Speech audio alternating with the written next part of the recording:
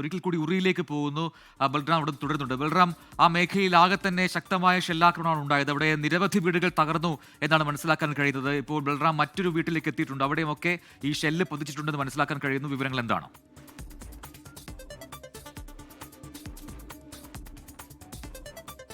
പ്രജിൻ, നമ്മൾ അല്പം മുമ്പ് കണ്ട വീട് എന്നുള്ളത് ഈ ഇന്നലെ രാത്രി ഷെല്ലാക്രമണം ഉണ്ടായ ഒരു വീടാണ്. അതിന് മുൻപിൽ ഉള്ള പുലർച്ചെയാണ് ഈ വീട്ടിൽ ഈ ഭാഗത്ത് ഷെല്ലാക്രമണം ഉണ്ടായിരിക്കുന്നത്. ഇതൊരു സൈനികന്റെ വീടാണ്.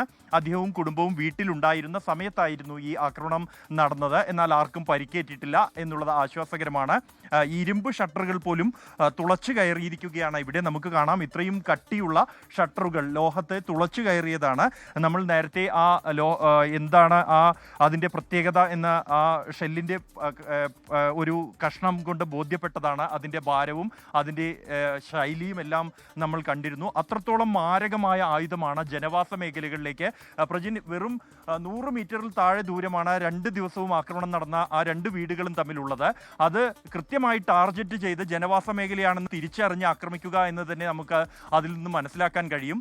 ഇദ്ദേഹത്തിൻ്റെ വീടിന് ആഘാതം കുറയാൻ കാരണമായത് തന്നെ സമീപത്തുള്ള ഒരു മരത്തിൽ തട്ടിയാണ് ഈ ഷെല്ല് ഈ വീട്ടിലേക്ക് പതിച്ചത് എന്നുള്ളതാണ്. അതുകൊണ്ട് തന്നെ ആ ഷെല്ലിൻ്റെ വലിയൊരു പരിധിവരെ ശേഷി അതിന് കുറഞ്ഞു.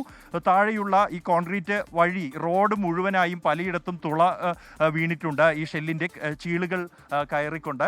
അത്രത്തോളം ആഘാതമുണ്ടാക്കാൻ കഴിഞ്ഞത് തന്നെ ആ മരത്തിൽ തട്ടി അതിൻ്റെ ശക്തി കുറഞ്ഞതുകൊണ്ടാണ് ഈ വീട് അല്ലെങ്കിൽ ഈ പരിസരത്തുള്ള 2 വീടുകൾ രക്ഷപ്പെട്ടത്.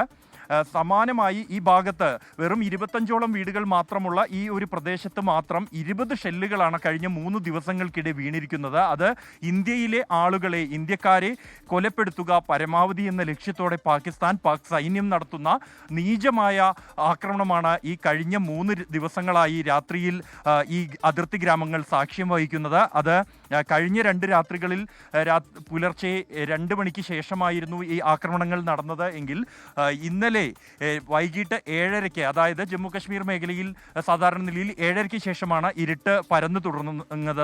ആ സമയം മുതൽ തന്നെ പാകിസ്ഥാൻ ഷെല്ലാക്രമണം ഈ മേഖലയിലൊക്കെ ആരംഭിക്കുകയായിരുന്നു.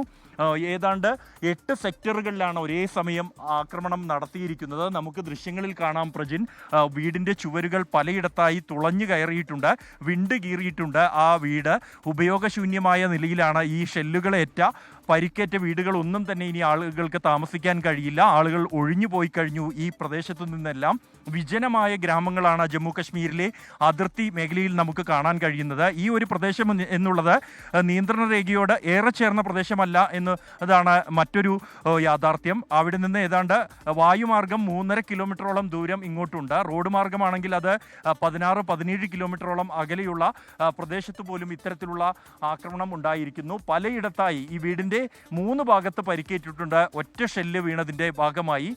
ഇതെല്ലാം തന്നെ എത്രത്തോളം ശേഷി ഈ ഷെല്ലുകൾക്ക് പാകിസ്ഥാൻ പ്രയോഗിക്കുന്ന ജനവാസ മേഖലകളിൽ ജനങ്ങളെ കൊന്നൊടുക്കാൻ ലക്ഷ്യമിട്ട് പ്രയോഗിക്കുന്ന ഈ ഷെല്ലുകളുടെ ശേഷി എന്ത് എന്ന് നമ്മെ ബോധ്യപ്പെടുത്തുന്നതാണ്. ഈ ആക്രമണം തുടരുകയാണ്. ഇതിന് കൃത്യമായി തന്നെ പ്രതികരണം നൽകുന്നുണ്ട് എന്ന് ഇന്ത്യൻ സൈന്യം വ്യക്തമാക്കിയിട്ടുണ്ട്. ഇന്നലെ മുതൽ മോർട്ടാറുകൾ ഉപയോഗിച്ച് ഇന്ത്യ തിരിച്ചടിക്കുന്നു. ഒപ്പം തന്നെ പീരങ്കികൾ വിന്യസിച്ചിട്ടുണ്ട്. അതുപയോഗിച്ച് പാക് സൈന്യത്തിന് കൃത്യമായ മറുപടി, ഇങ്ങോട്ട് എന്ത് ചെയ്യുന്നു അതിന് തുല്യമായ മറുപടി നൽകുന്നുണ്ട് എന്നാണ് ഇന്ത്യൻ സൈന്യം വ്യക്തമാക്കിയിരിക്കുന്നത്. ഇന്ന് വീണ്ടും ഇരുട്ടിലേക്ക് കടക്കുമ്പോൾ ഇവിടെയുള്ള ജനങ്ങൾ മുഴുവൻ ആശങ്കയിലാണ്.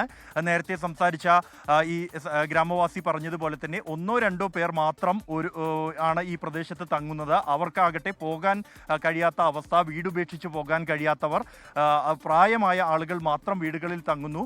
നമ്മളോട് നേരത്തെ സംസാരിച്ച അദ്ദേഹത്തിന് 10 പശുക്കളുണ്ട്. അവയ്ക്ക് തീറ്റ കൊടുക്കേണ്ടതുണ്ട്. അവയെ ഉപേക്ഷിച്ച് പോകാൻ കഴിയില്ല, കൊണ്ടുപോകാനും ബുദ്ധിമുട്ടാണ്. ബന്ധുവീട്ടുകളിലേക്കും മറ്റും കൊണ്ടുപോകാനുള്ള ബുദ്ധിമുട്ട് കൂടി കണക്കിലെടുത്താണ്